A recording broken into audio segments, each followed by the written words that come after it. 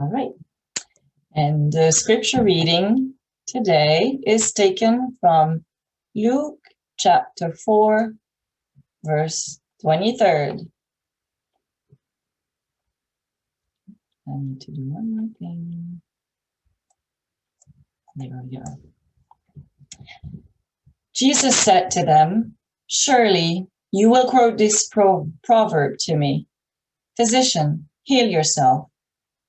And you will tell me, 'Do there in your hometown what we have heard that you did in Capernaum.'" And thus concludes the scripture reading, Luke chapter 4, verse 23rd. I'm sorry. When Jesus was hanging on the cross, some were laughing and saying cynically that he healed others, yet he couldn't even heal himself. He couldn't save himself. They thought that Jesus must have been a fraud. If you interpret everything literally in the Bible, yes, perhaps those cynics make sense. Jesus couldn't even save himself. So how could he save us? How could he heal us when he couldn't save himself? No wonder we doubt our abilities to heal ourselves and others and to save ourselves. Another traditional interpretation of the scripture is that when Jesus says, "Physician, heal yourself," Jesus is saying that we should tend to our own affairs before we try to solve other people's problems. Again, perhaps because most of us don't truly believe in our ability to heal. And as we always do, now let's look at the metaphysical interpretation. And in metaphysics, the physician is the omnipresence of God, the life force energy that heals everything and anyone. And if you don't know if there's a God presence or life force energy within you, well, I'd say you're alive, aren't you? That would be a life force. But what's healing? Healing is to make whole and to bring us to a consciousness of God. As for Capernaum, it's a village of consolation and the belief that our consciousness heals our body and our spirit. Our hometown, our home is our consciousness. So when Jesus, the spiritual awareness in men, tells us, "Physicians, heal yourself," it really means that the God within us can heal our consciousness. And as it heals our consciousness, it also heals our body. Our spirit has a natural propensity to heal our body. Isn't the body an amazing machine? When you have a little cut, all those little cells around it start forming. Your blood starts clotting, and the little white cells appear to attack any intruder cell that might be hurting your body and prevent the healing. And then new skin cells form. It's amazing. Now, I'm not a doctor and I might have oversimplified this mechanism, this process, but our bodies are pretty neat instruments. God gave us amazing instruments to work with. The healing mechanism of our body and our consciousness is amazing. So our consciousness has a natural propensity to heal, but healing can be very different things, can mean different things. Healing is to have the courage of our convictions and the courage to take the road less traveled. Daring to become a divine metaphysician or of living a life of spiritual truth is a manifestation of our consciousness of healing. Many of us didn't have a religion or came from more traditional religions that perhaps didn't make sense to us when we were little or as, we started using our mind or brain to question things. Some went to the Sunday service every single week. The sermon perhaps didn't make sense, or the pastor or the priest might have been nice, but what was said didn't resonate with us. And then one day, we dared to challenge our deeply ingrained beliefs and reject what did not make sense to us. Yes, you dared rejecting what didn't make sense to you, despite what others might think of you. You stood tall, unafraid of what your family and friend might say or think. And even if you were afraid, it didn't matter anymore, because what you believed or knew was stronger. Your spirit was calling you, and that's healing. Congratulations for making the first step. There'll be more, and I'm sure there has been more, but that was the first step. The concept of healing applies to many different areas of our life. Now I'm going to share a personal story with you. And probably some of you have gone through the same thing. I was married once. Actually, I was married for many years. But I don't think that I was ever happily married. Early in our relationship, when my husband actually was diagnosed with a serious condition, it required multiple brain surgeries, and it caused a lot of damage to his body. His face became paralyzed. His eyes became paralyzed. He lost hearing in one ear. He lost his balance. And actually for many months, he had a feeding tube. He couldn't swallow. The feeding tube was removed. Eventually he was able to eat again. But there were so many permanent changes, permanent damages. But I had made a vow to stay married. And since I had made that vow, I was going to stay married.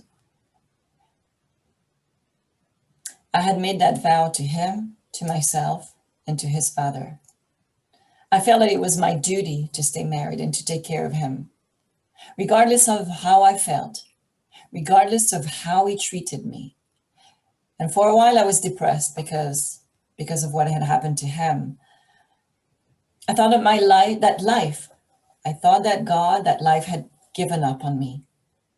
I thought that my life was a life of duty, not a life of joy. So I was resolved to live this life of pain. And I stayed depressed for a long time. Every night, in the middle of the night, I would wake up after a few hours of sleep, and that was it. No more sleep. I was exhausted. And one early morning, in despair, I heard myself scream, "I can't take this anymore. I can't take this anymore. I want to leave." Now, this is not screaming, but I was really screaming. It just came from deep inside of me. And in response, I heard his dad's voice inside of me. His dad had made his transition a few years earlier, and his voice, his dad told me, "Then leave." I just couldn't believe it. His dad was a very powerful man to whom I had made a promise to stay. And he gave me the permission to leave. It felt surreal, but I knew it was real. Still, I couldn't give myself permission to leave. So I stayed married for several years. But when I heard the voice of his father releasing me, I realized that it wasn't God or it wasn't life that wanted me to stay. It wasn't his father that wanted me to stay. They had freed me. I just couldn't free myself. I was too afraid of the consequences. Perhaps I wasn't going to be able to take care of myself, and it didn't make sense to me because I was financially independent. Perhaps the divorce was going to cost too much, or perhaps it was going to be too painful. Or perhaps I was going to be the bad guy, leaving the guy with a disability. Well, actually, I knew I was going to be the bad guy in the eyes of others. Or perhaps I thought that he was so smart and I wasn't, so I needed him to take care of me. The despair that I felt was so strong. But I realized that it was because my spirit was telling me to leave, and I knew it, but I was resisting. I just didn't have the courage to act upon the guidance from my spirit, my higher self, the guidance from my guides and teachers, the guidance from my father-in-law. I was afraid. A wise friend of mine had told me years earlier, you'll be much happier when it's done, but you will take that step when you're ready, and you will know when you're ready. And that day finally came. And yes, he was right. I'm using this example because for many people, ending relationships can be extremely hard. There are many things that hold us back. But our spirit, again, has a natural propensity for healing.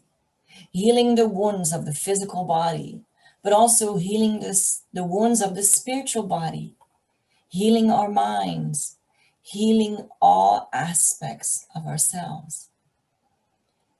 As my little story showed, we sometimes have a tendency to get in the way and to make it so hard for spirit to heal because our minds create fear. That fear has a purpose. It protects us from real threats, but really, the threats that we think we face are not always real. They're in our mind. So our job is to listen to our spirit, to let ourselves be guided by our higher self, and then follow our path to free ourselves from all the things that don't serve us, that don't bring us joy, so we can reach the greatness that we all meant to be. Our higher self and all the spirit helpers are very good at telling us what to do, but we need to pay attention. Sometimes it's a subtle message, and sometimes, like in what I heard from my father-in-law, it's a message that is loud and clear. Sometimes it's a message on a billboard or a car tag, and sometimes it's just like a hunch or a strong feeling in our solar plexus or in our stomach or wherever you want to attribute it to, in the center of our being. By design, our spirit is free. Our spirit is free of pain, free of fear, fear of restrictions. When our spirit feels constricted, it sends a signal. For me, it was, I'm not happy in that relationship, and it was being depressed. I freed myself from this unhappiness and depression eventually when I freed myself from the relationship. Life gives us experiences that lead us in the right direction.